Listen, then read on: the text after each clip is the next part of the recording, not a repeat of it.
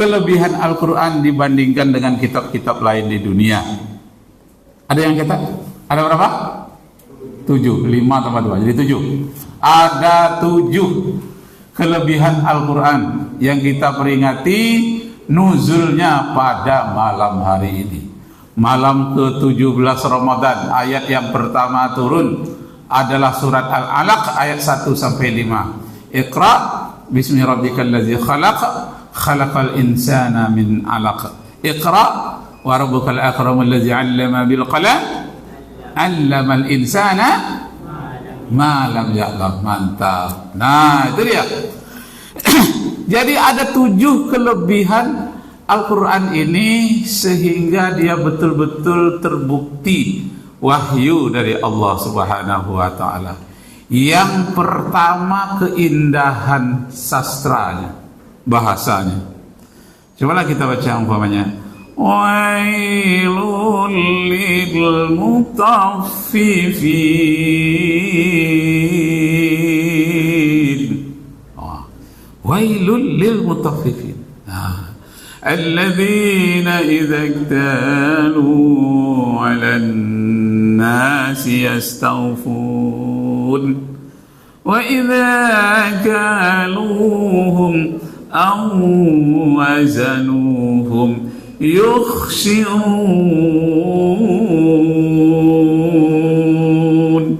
Surat Al-Mutaffifin, surat yang ke-83. Jadi ujungnya huruf N atau huruf Nun gitu ya, mutataffifin. Masya Allah, mudah menghafalnya. Jadi ada aura yang timbul dari segi seni menghafal Al-Quran Al-Karim. Luar biasa hebatnya. Kalau yang mudah-mudah yang akhiran AA saja. Wadduha wal-laili idza saja. Nah, mudah kan? Ma wadda'aka rabbuka wa ma qala walal akhiratu khairul laka minal mantap. Itu semuanya itu sampai terhabis semua. Nah, mengalahkan puisi Hairil Anwar, aku binatang jalang dari kumpulannya terbuang, biar peluru menembus dadaku, luka dan perih ku bawa berlari. Nah, kan ada A-nya, ada I-nya pula ujungnya. Tapi kalau Al-Quran tadi yang wadduha, semuanya. Itu lebih indah daripada syair. Bukan ujungnya saja yang sama-sama A ujungnya, makna yang terkandung di dalamnya juga luar biasa. Kita bisa juga buat A semua, tapi apalah artinya? Saya jalan keluar pergi ke SKA, ya A juga ujungnya. Ya, lalu bersebuah dengan sarang burung tempuah, ya, juga. Tapi tidak ada maknanya sama sekali, kosong. Hanya sekedar A saja. Tapi kalau wadduha tidak. Wadduha wal-laili idza saja. Demi matahari yang bercahaya. Wal-laili idza saja. Dan malam ketika dia mulai gelap. Diawali dengan cerah. Wadduha wal-laili idza saja. Ternyata memang matahari lah yang punya cahaya. Malam hari kita lihat rembulan, rembulan tak punya cahaya. Cahaya rembulan itu diambil dari cahaya matahari. Karena rembulan itu merupakan satelit bumi, artinya pengiring bumi. Jadi di senternya ke rembulan, rembulan memantulkan ke bumi. Nah, hebat ayat Al-Quran ini diteliti secara ilmiah. Memang matahari sumber cahaya. Jadi matahari adalah merupakan bintang yang terdekat kepada bumi. Jadi matahari itu bintang. Sedangkan matahari, rembulan hanya satelit. Bumi kita adalah planet yang mengelilingi matahari. Nah, itu kelebihan Al-Quran pertama. Susunan kata-katanya bersajak lebih indah daripada sastra. Tapi Al-Quran bukan buku sastra, enggak. Induknya sastra. Sekarang muncul di Amerika penelitian tentang Al-Quran sebagai induknya sastra dunia. Masya Allah, dipelajari induknya itu Al-Quran.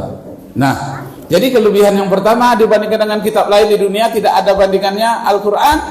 Dia adalah induk sastra dunia. Itu yang pertama.